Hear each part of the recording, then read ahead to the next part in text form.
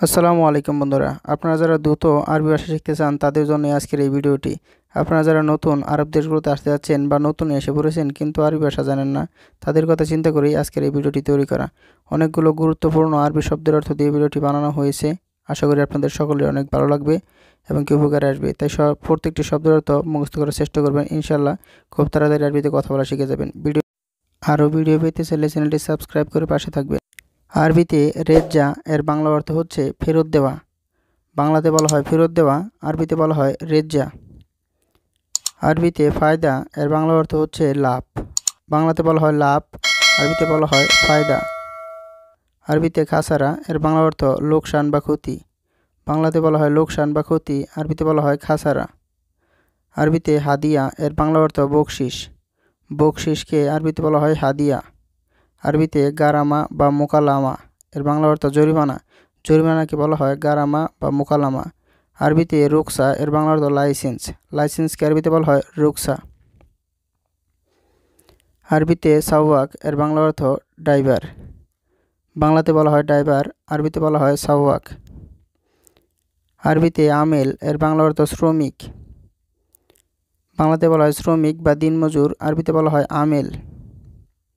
আরবিতে আজনবী এর বাংলা অর্থ হচ্ছে বিদেশি বা বিন্দেশি। বিদেশিদের আরবিতে বলা হয় আজনবী। আরবিতে সাইয়েরা এর বাংলা অর্থ গাড়ি। গাড়িকে আরবিতে বলা হয় সাইয়েরা।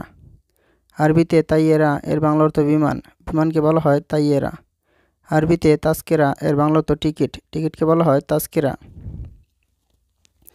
আরবিতে উজরা এর বাংলা অর্থ হচ্ছে ভাড়া। বাংলাতে বলা হয় ভাড়া, আরবিতে বলা হয় উজরা। আরবিতে দাখেল বা জোয়া এর বাংলা অর্থ ভিতরে।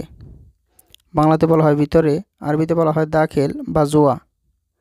আরবিতে বাররা এর বাংলা অর্থ বাহিরে। বাংলাতে বলা হয় বাহিরে, আরবিতে বলা হয় বাররা। আরবিতে হাওয়া এর বাংলা অর্থ বাতাস। বাতাসকে আরবিতে বলা হয় হাওয়া। আরবিতে মাতার এর বাংলা অর্থ বৃষ্টি। বৃষ্টিকে আরবিতে বলা হয় মাতার। আরবিতে ময়া এর বাংলা অর্থ পানি। পানিকে বলা হয় আরবিতে ময়া। আরবিতে হার এর বাংলা অর্থ গরম।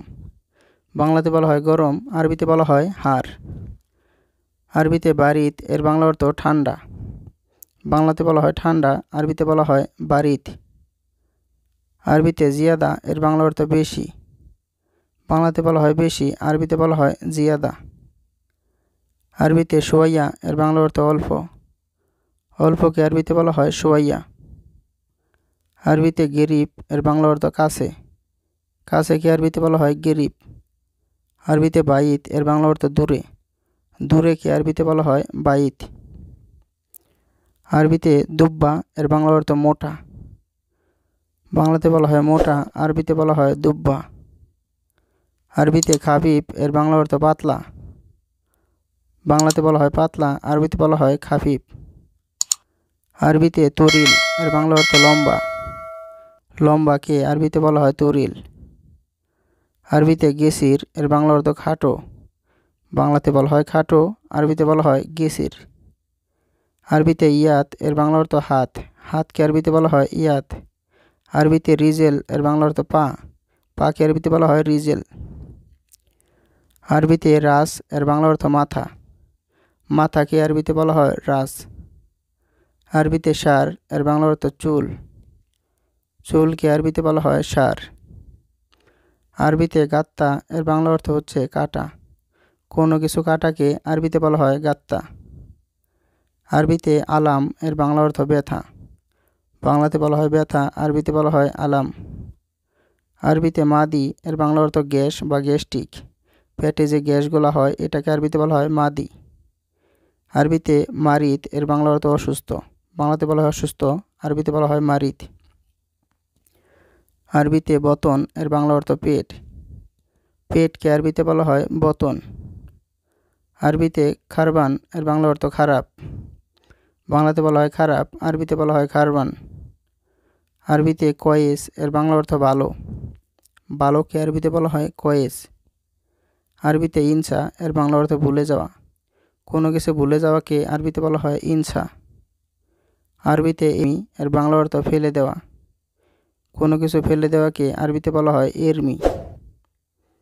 আরবিতে রাক্কিব এর বাংলা অর্থ রাখা। বাংলাতে বলা হয় রাখা, আরবিতে বলা হয় রাক্কিব। আরবিতে খাল্লি বেল্লি এর বাংলা অর্থ বাদ দাও। বাংলাতে বলা হয় বাদ দাও, আরবিতে বলা হয় খাল্লি বেল্লি। খাল্লি বেল্লি অর্থ বাদ দাও।